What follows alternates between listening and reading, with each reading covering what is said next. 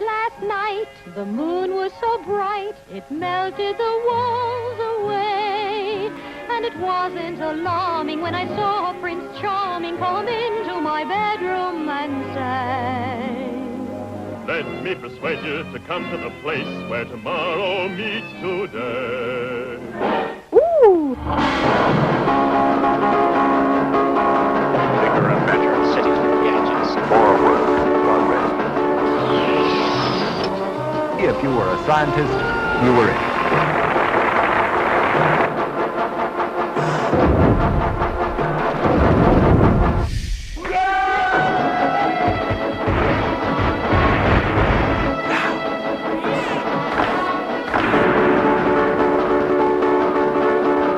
Your excellent science, I am your faithful servant. Sense of tomorrow. Building a new world.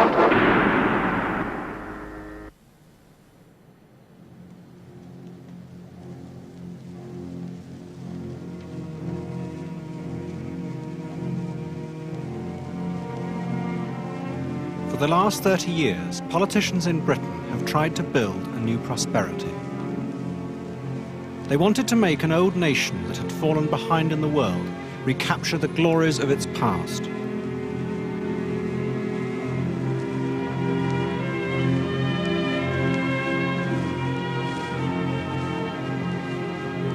They turned for help to what they believed was a science of money. One after another, Labour and Conservative governments became convinced that if they followed what they thought were a set of scientific laws, the economy would grow faster. The perceived tide of decline could be reversed.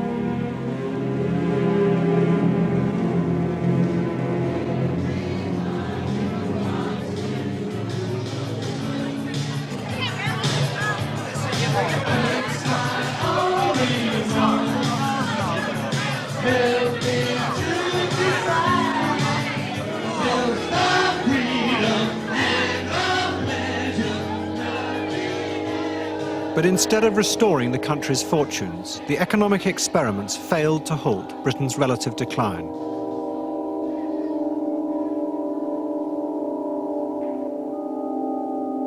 This is the odd story of how politicians came to believe there was a technical way to make Britain great again.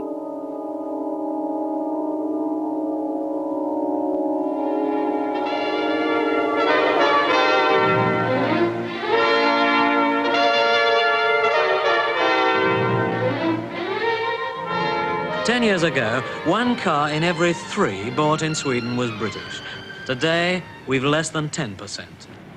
Now that's a sad story, but let's take a quick sample here on this bridge in central Stockholm and see just what the Swedes are driving. Well, there's a Swedish Volvo, a Swedish Saab, that is another Swedish Volvo over there, a Swedish Volvo. One after another, other European countries who we were used to thinking of nice guys, but poorer, began to get within shouting distance of us and passing. It's like being in a sailing race and seeing people you didn't think were good enough or hadn't scraped the bottoms of their boat well enough, nevertheless overhauling you.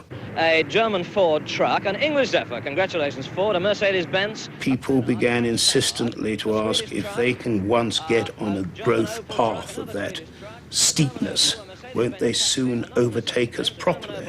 And a Volkswagen. Well, in that lot, 1 British car, 1 Ford. What was holding Britain back, it was decided, was the old-fashioned idea that the civil servant's job was simply to keep the economy stable. In 1961, the Conservative government set up NEDI, the National Economic Development Council, in what had been a gentleman's club in Westminster. It was advised by young economists convinced they could make the economy grow much faster. Oh, yes, this is my old room. A splendid room, isn't it? Yes. I'm sorry it's all boarded up, the windows there, because, you know, there's a balcony out there. As you know, the growth target of NEDI was 4% a year between 1961 and 1966. And I had visions of myself getting out onto that balcony and at the end of 1966 sort of proclaiming to the cheering crowds below, 4%, we've done it. Many of this generation of economists had been taught with the aid of a large machine worked by water. Built by Bill Phillips, an engineer turned economist, it has lain disused for years. That powers these two parts over here, which is where money can actually come into the economy. The actual water flowing around is the money going through the economy. That enabled you to illustrate, for instance, what would happen if you try to grow the economy, pump more money into the economy. For instance, you could increase government expenditure and see what the effect of that is through the workings of the economy, the interaction of all the variables on growth. Of course, if the economy is very prone to imports, people might simply spend their money to import foreign goods. Or if the economy is operating at a high level of activity, then that would lead to inflation. Neddy's economists did not have a new theory, but they believed they could use existing techniques in a new way. They saw themselves as followers of the economist Maynard Keynes. He had shown how to manage an economy by increasing or decreasing demand. The problem was that every time you increased demand too much, imports flooded in and wages rose. But Neddy's economists were convinced they could control a boom. They would plan investment in industry and the government would hold inflation down. The bad old days of stop-go would be over. 1%, and what are we to fear? A lousy little 1% and paradise is here. An extra little effort and the country's gonna boom. Our plans for the future of Britain in the coming year are clear and comprehensive. We have accepted with enthusiasm the Neddy target of a 4% growth rate, and all our actions have been designed to achieve it. This nation must not jog along. This nation must be inspired with the determination to achieve great things. Factory owner called his men and said, I'm confident you'll rally to the challenge and produce that 1%. And up then spoke a worker, do our wages rise or what? And the boss said, most amusing, and sacked him on the spot. By 1963, the economists' promises seemed to be coming true. The Conservatives had poured money into the economy, and sure enough, it had begun to grow. They had placed their bets on growth. They talked about it a lot. There was an announcement about it, white papers, speeches, and all the rest. In our system of politics, when something important like that is put on the table by the government of the day, the opposition has to respond to it.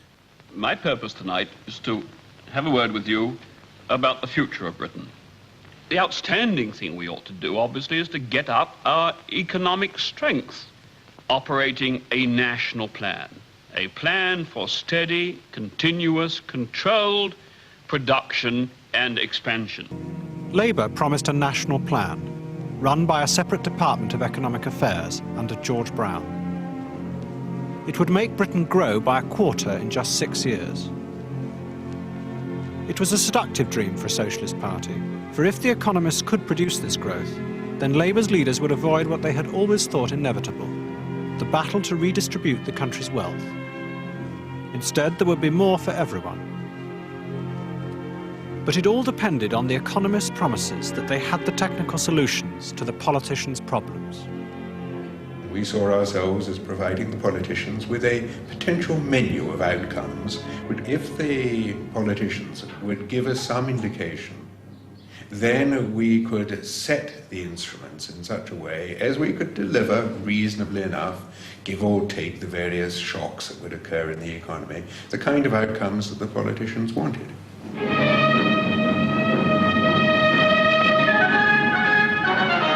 There's one basic fact. Labour has a clear majority. We have a Labour government. But Labour had come to power just as the boom the Conservatives had begun was overheating. Imports were flooding in and wages rising. This was the point when in the past a halt would have been called.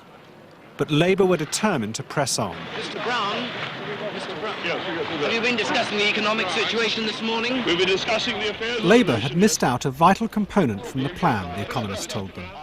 They should devalue the pound and so make Britain's exports cheaper. But in the politicians' eyes, devaluation would undermine precisely what they were trying to achieve: to make Britain great again. Wilson was a great one who believed in sterling.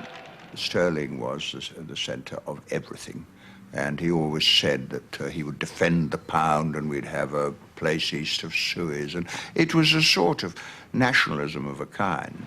After that, all talk of devaluation by economists and everyone else was forbidden. I personally used to do little sums on scraps of paper in my room in the DEA. When anyone opened the door, I would hastily put them into my drawer. There are millions of workers in this country who will never get fair play until you've got a decent incomes policy. Can't you get that into your head? By 1965, the boom was clearly out of control. Faced with inflation, the government tried to hold down wages and prices, but to no avail. It also faced repeated runs on the pound, as foreign investors lost confidence in Labour's management of the economy. Now became a game between the politicians whose fortunes depended on it and their economists, who had begun to realise the economy was now far beyond their control. They were being used. I think the moment I really realised it was a gimmick was when, after we'd finished work on it, and it was the summer, I think it was the summer of 1965, I hadn't very much to do, and so I decided I'd look at the details of the plan and see all the different measures, the things like the decision that you double expenditure on road building, for instance, and try and work out what effects these might have on the growth rate of the country. And I laboriously worked through, making my best guesses and calculations, not having been particularly told to do this by anybody, and came up with the results, and they were well short of anything that might have produced the 25% growth. And I wandered along to my seniors and said, hey, look, I've done this useful little exercise. And they weren't in the least interested. Nothing to do with it at all. The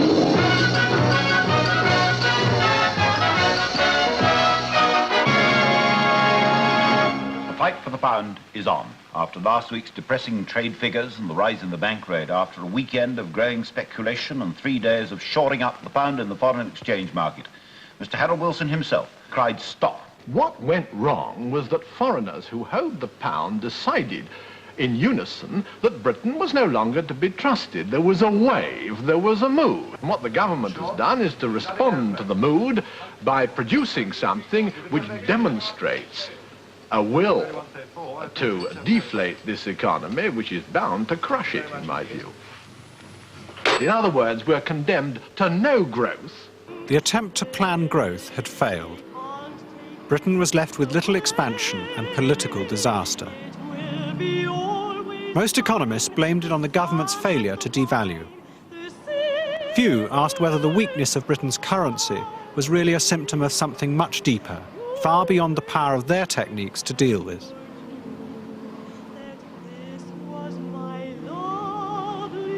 A year later, the government bowed to the inevitable and devalued. But it was far too late. The economy had long ago come juddering to a stop. As a result of that experience, we had to abandon the notion, tacitly and slowly, but abandon it all the same, that the planning apparatus itself was the unique and certain method of achieving the aim of faster growth. We still believed in faster growth, and we still, many of us, thought that it was attainable, but this particular path to its achievement was no longer key, was no longer essential, could no longer be relied upon. In the early 70s, many economists began to find they no longer understood how money behaved. The new Conservative government under Edward Heath had tried what was called a dash for growth. They poured in money by liberalising credit and increasing public spending. For a moment, the economy boomed. But then the strangest thing happened. Prices and unemployment began to rise together. People called it stagflation. All a girl needs. 30p for a deck chair this week. Blimey, it was only 15p last week. This inflation's killing me. Now, I happened to arrive in the Treasury in 1970. When I got there, people really felt that they didn't quite understand how the economy worked anymore. And one particular example of this was that we saw unemployment and inflation rising at the same time. And that was something that should have been quite impossible. And while this was going on, they're sitting in Chicago, in the States, with the monetarists, who said, no, we know perfectly well what's going on. We can explain it. You've been led astray by your Keynesian beliefs, and we can explain precisely what's going on, and it's all to do with the growth of the money supply. I and people who believe the way that we did were saying that a continuation of the policies was going to lead to higher inflation and more unemployment. It represented a recognition that fine efforts to produce paradise on earth were producing something very different than what was intended. Friedman argued that any attempt to put money into the economy to make it grow was doomed to failure. But he was not challenging the idea of the economy as a predictable system, only how it worked. He considered his laws were as powerful and objective as those of the physical sciences. It was scientific.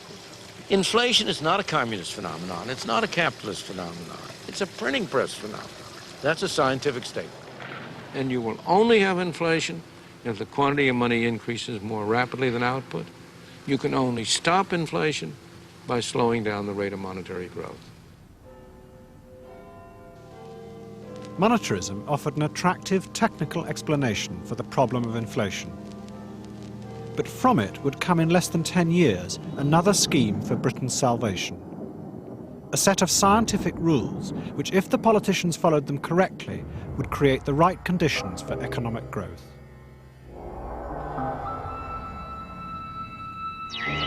It began with a disillusioned group of economists. They included two influential journalists, Peter Jay of The Times and Sam Britton of The Financial Times.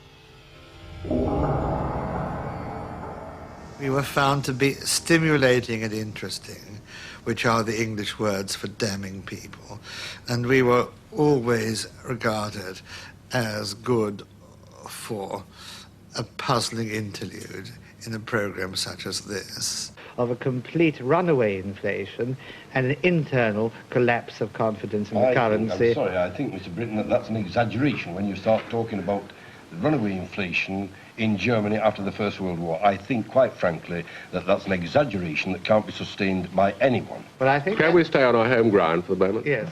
If there was one place where we tended to bump into each other, it was the Institute of Economic Affairs. Good God Almighty. This is the right place, the cooperative whatnot thing? Yes, do come in. We were just about to begin without you. Oh, I took the wrong turning, and not for the first time. Found myself in a room full of trade unionists cooking up the next wage claim. All Tories, of course. Didn't take to me at all. Milton Friedman would set up a table here to maximize the array of people that we could fit in. We could probably fit in 20 or 25 people in this small room. And he would develop his argument briefly, very emphatically, in strong form. And he would say, if you want details of this and particular episodes in American history, I can go back to that. And then the discussion would take place. To start with, I must admit, I didn't believe the monetarists for a moment. This seemed totally implausible. This was the sort of economics that I'd been told to discard for all the time I'd been learning economics. It was a joke, really. It wasn't to be taken seriously. Whatever else one used to explain inflation, it wasn't the money supply. Bit far-fetched, perhaps? You couldn't see it happening in real life? Oh, I wouldn't go as far as that. Life's always surprising me.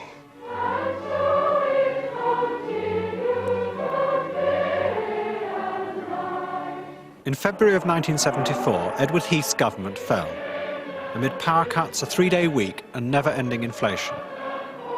They were direct consequences of his crude dash for growth. The time was ripe for the monetarists, in particular Alan Walters, a professor from the London School of Economics. He began to attract both press and politicians with apocalyptic warnings of what was to come. A reduction in output, an increase in unemployment, and at the same time, rampant inflation. Inflation of the order of perhaps 30%, perhaps even increasing as we go on. There is a real danger of hyperinflation. Alan Walters had snubbed me when I went back to meet old friends. Once the government fell and I was back as a member of Parliament without a government post. And Alan Walters refused to shake my hand. He said, "You've been debauching the currency. Why should I welcome you back?" And I started to rethink what we'd been up to, and a fellow called Alfred Sherman was very influential in convincing me. He used to say, "Don't you know, Keynes is dead, Keynes is dead." I didn't understand what he meant. He turned to me for help, and I managed to persuade him to go further and look at the whole Keynesian mumbo-jumbo, the panacea. Keith Joseph toured the country, translating monetarism into a political programme. The primary job of economics was no longer to create employment, he said. It was to reduce inflation. After having failed to persuade the shadow cabinet to reconsider our economic policies, I warned them that I'd have to make a speech. Well, the speech was made. I remember that I said to Sam Britton, who looked at one of the drafts, "This speech has been through 9 drafts. We're trying to get it right." And Alfred Sherman from the background said, "Yes, and I wrote 13 of them." Well, we slogged at that speech. Is threatening to destroy our society. The distress and unemployment that will follow unless the trend is stopped will be catastrophic. Inflation is caused by spending more than we produce, too much money, chasing too few goods, deficit financing, printing money. Mild inflation seemed a painless way of maintaining full employment, encouraging growth, and expanding the social services. We now see that inflation has turned out to be a mortal threat to all three.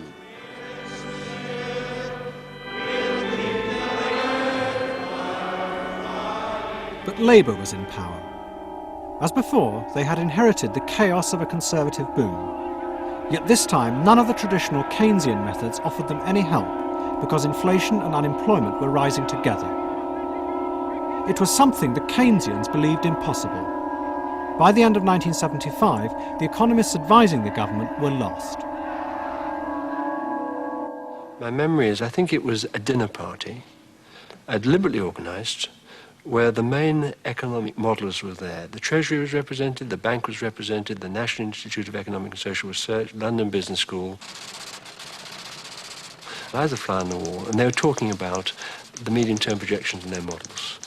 And they were unanimous that they could not project what was going to happen to inflation or to unemployment or the balance of payments. There was almost total agreement around the room that the UK was in serious danger of going to absolute decline. That was negative growth, not just growing at a slower rate than other industrialised countries. That is when the civil servants in the Treasury and the Bank of England realised that the UK economy had arrived at the brink of the abyss. They had sight of the awfulness of what that abyss might look like, and they were shell-shocked as a result of it. Believe me, Lord, we've tried so hard. We've tried everything. Everything.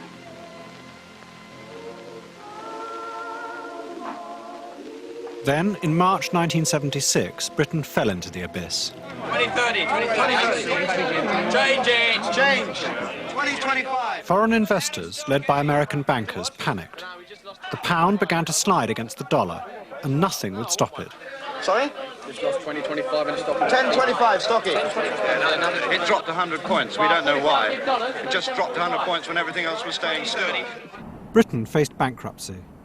In desperation, Labour turned to the International Monetary Fund for a loan. An IMF team came to London. They were determined that the only way to restore confidence was for the British government to adopt monetarist policies. In a speech that could have been written by Keith Joseph, Prime Minister James Callaghan told the Labour Party why it had to do what the financial markets wanted. We used to think that you could spend your way out of a recession and increase employment by cutting taxes and boosting government spending. I tell you in all candour that that option no longer exists, and that insofar as it ever did exist, it only worked on each occasion since the war by injecting a bigger dose of inflation into the economy on every occasion, followed by a higher level of unemployment as the next step. It was presented scientifically, but then they're always presented scientifically as being the only way of doing it. There is no alternative. And this gripped people, but at the same time you must never forget that politics is in the pursuit of an interest. and an ideology. And if the scientist helps you with the ideology, you use him. If he doesn't, you disregard him. So the conflict between, as it were, Milton Friedman and Keynes was a political conflict. It wasn't really that it was people solemnly assessing the different values of two sets of ideas. One benefited one group, another benefited another.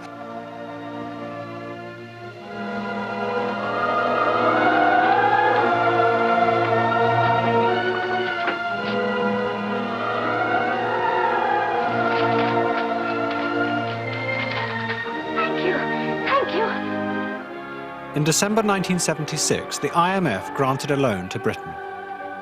That same month, Milton Friedman was awarded the Nobel Prize. In just 5 years, his economic theory had moved from the margins to centre stage.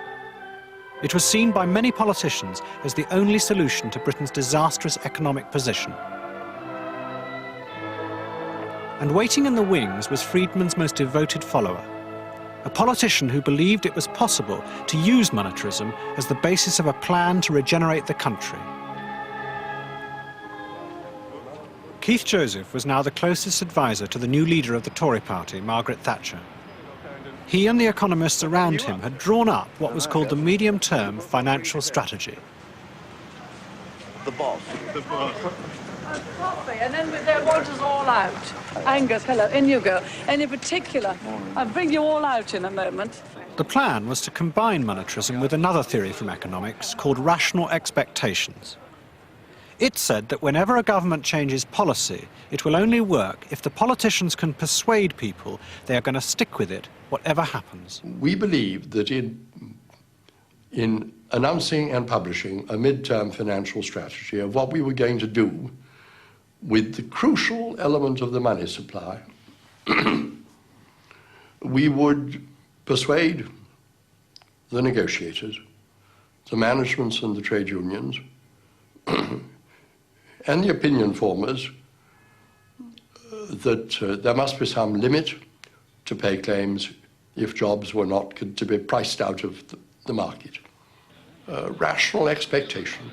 It was to get away from short-termism. And in that respect, it had something in common with the national plan, a comparison of which I'm not ashamed. And as with the national plan, it was all very simple. The supply of money was to be reduced by raising interest rates and cutting public spending. Inflation would fall and enterprise flourish.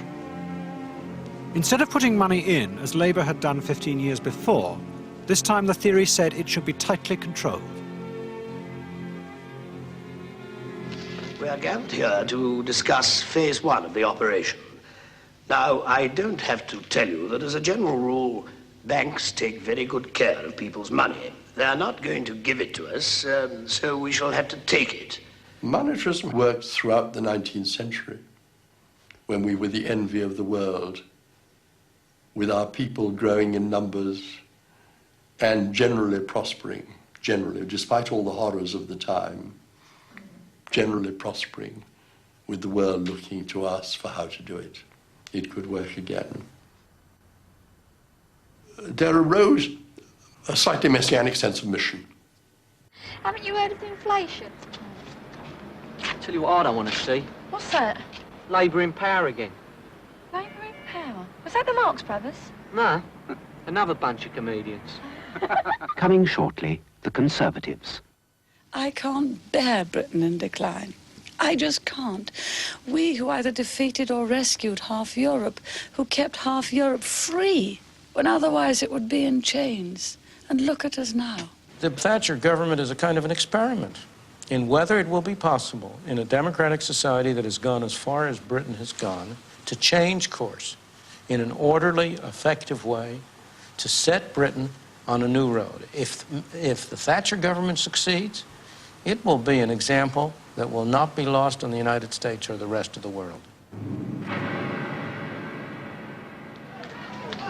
The latest unemployed from the Royal Stafford helped form an unwelcoming committee for Mrs. Thatcher as she arrived at the But the economy did not behave in the way the monetarists predicted.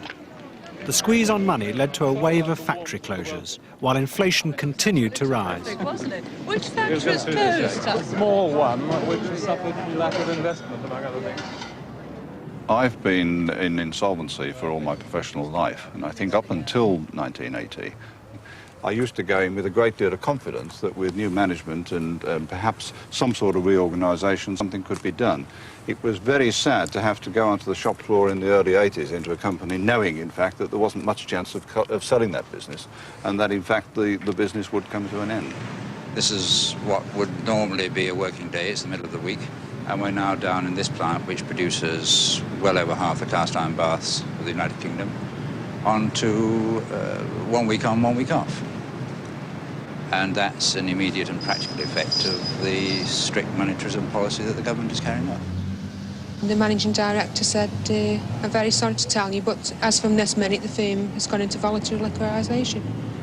That was it. And somebody shouted, will we get any wages? And he said, you'll get nothing. There now follows a government statement on the current employment figures.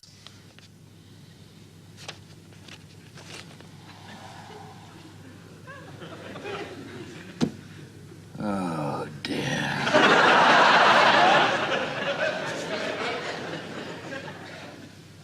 Oh, dear, oh, dear, oh, dear. The government seems to have totally lost its way in terms of the interaction of 4 economic indicators on British industry. Oh, God. As every member of any firm knows, once with high interest rates as a weapon for controlling money supply, what is the first thing that has to be cut? Investment. Because you still have to pay wages and you still have to pay your current costs. One day we may be able to afford it.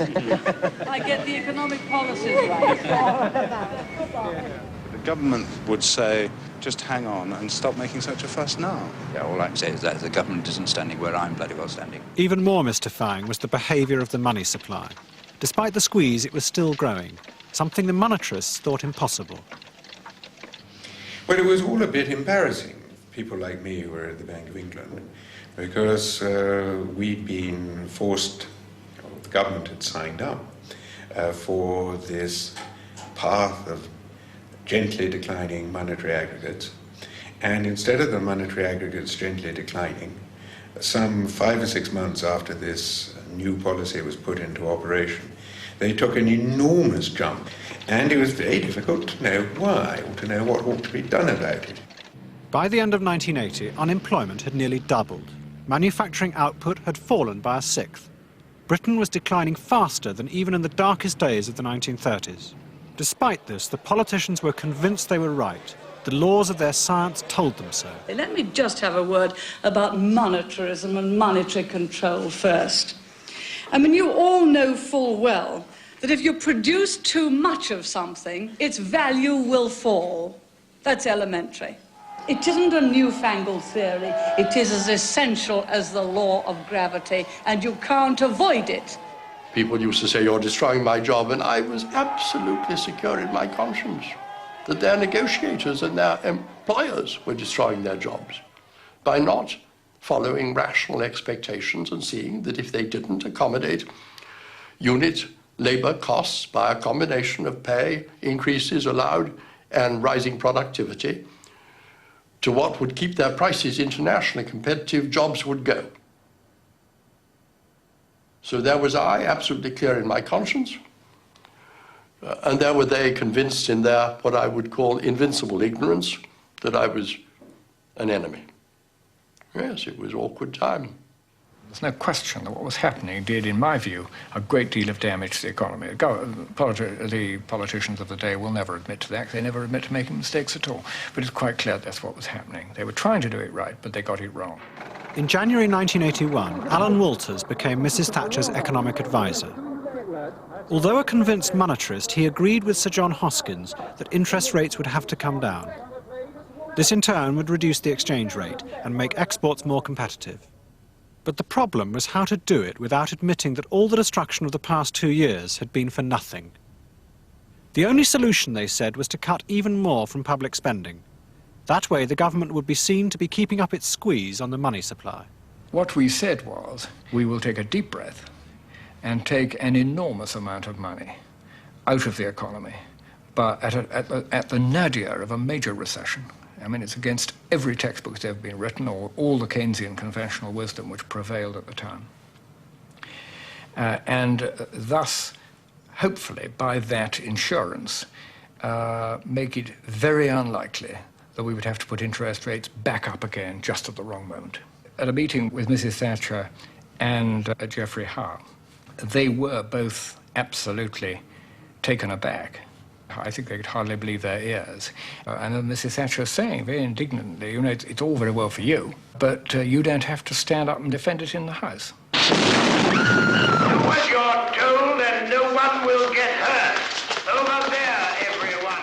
In the budget of 1981, public borrowing was cut by a fifth. 364 leading economists wrote to the Times and the Prime Minister, accusing her of virtually destroying the economy. Just to impress upon you the need for caution.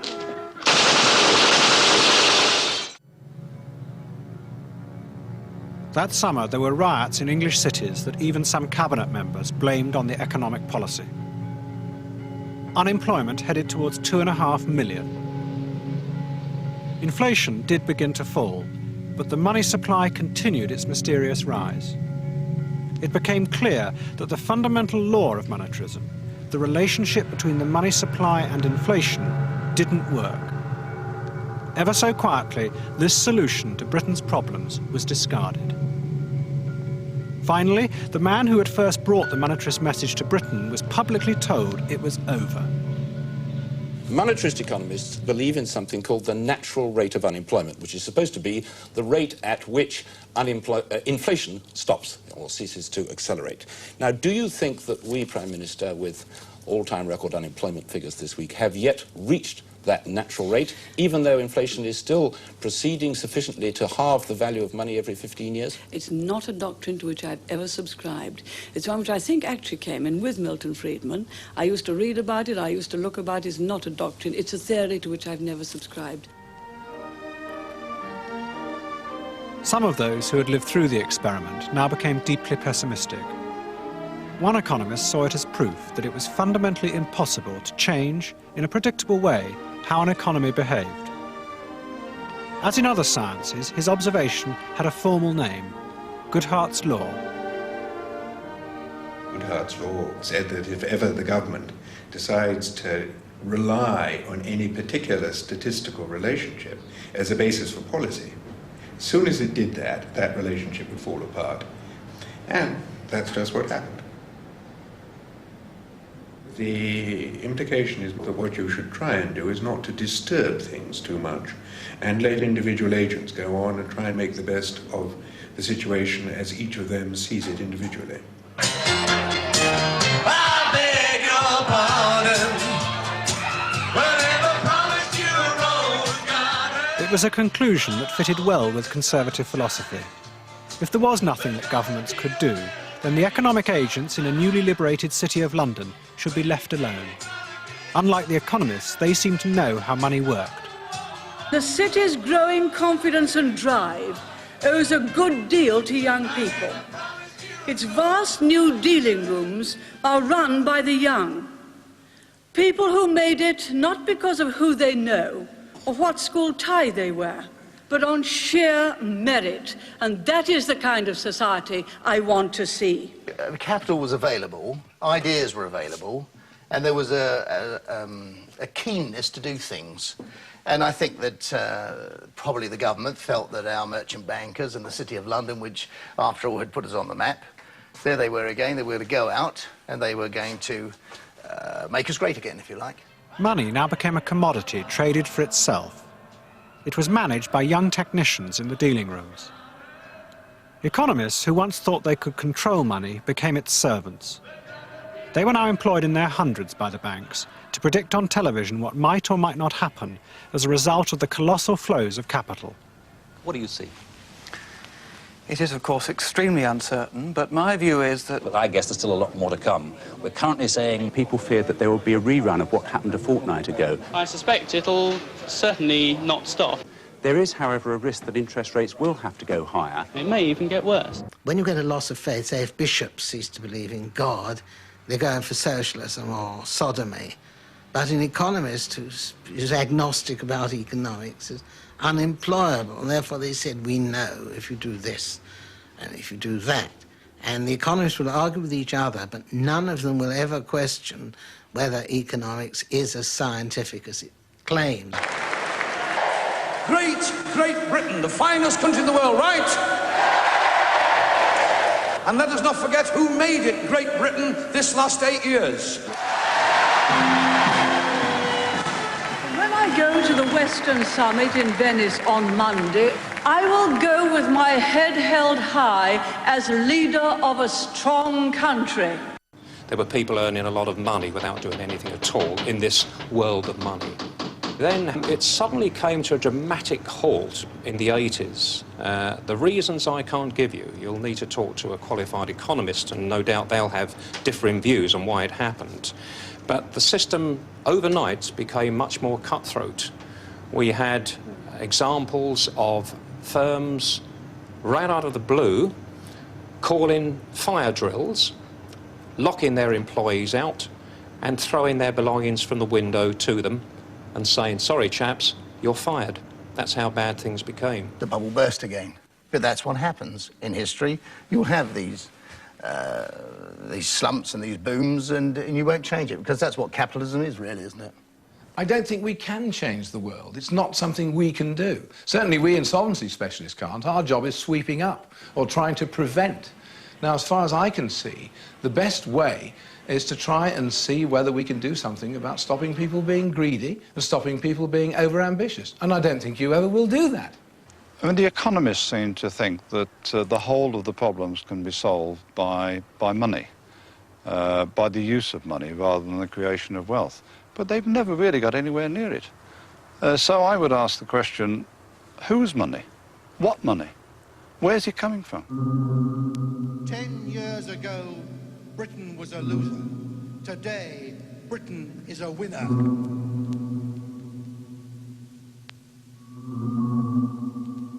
Is the party over? Yes, Bunny, the party's over.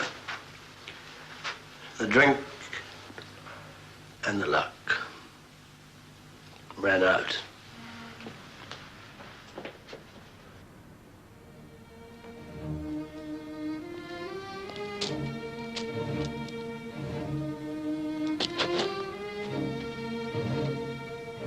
Economics has really obscured the fundamental problems of the British economy by seeming to be able to give a particular solution by pulling a particular lever or pulling a set of levers. It's obscured the longer-term decline in our industries, the longer-term decline in the quality of our labour force, which politicians should really have been addressing 30 or 40 years ago, and which some of our European competitors, who've turned out far fewer economists in Britain, by the way, have succeeded in doing much better than we have in the UK. For some economists who were involved in this story, there is a further question.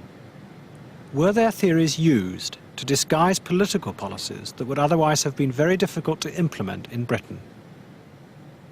The nightmare I sometimes have about this whole experience runs as follows.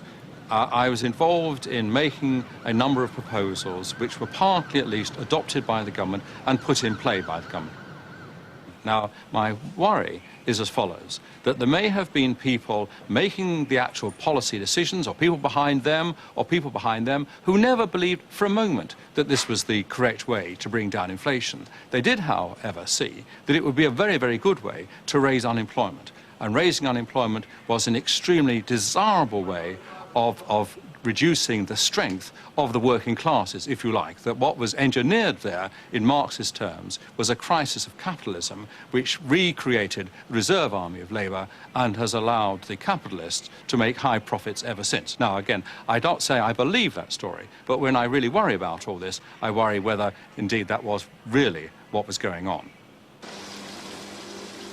What we now doubt, which we used to think, was that our models will enable us to look into the future and indeed to change the future to the benefit of mankind.